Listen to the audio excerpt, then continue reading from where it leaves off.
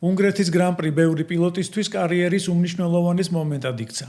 ეს არის ტრასა, სადაც სამმა პილოტმა თავისი პირველი გამარჯვება მოიპოვა ფორმულა 1-ში, ხოლო მოგვიანებით მსოფლიო ჩემპიონი გახდა.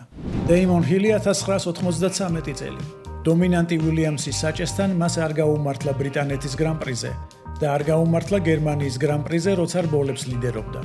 მაგრამ უნგრეთში პროსტის და სენას პრობლემების ფონზე დომინანტურ სტილში მოიგო რბოლა.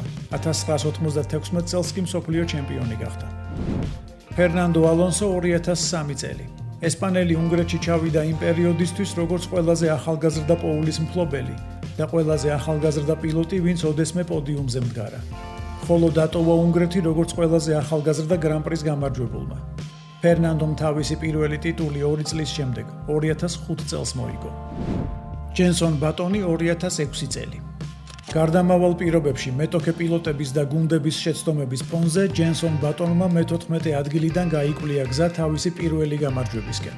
2009 წელს კი მსოფლიო ჩემპიონი გახდა. აღსანიშნავია, რომ ამ სამიდან ვერც ერთმა თავის საჩემპიონო წელს უნგრეთში გამარჯვება ვერ შეძლო.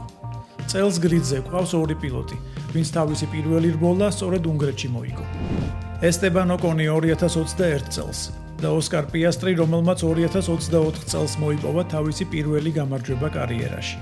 თქვენ რას ფიქრობთ, დაგვიწერეთ კომენტარებში, რომელიმე მათგანი თუ გახდება მსოფლიო ჩემპიონი. ეს პადოკის ისტორიებია, ჩვენ ფორმულა 1-ზე ვსაუბრობთ დროებით.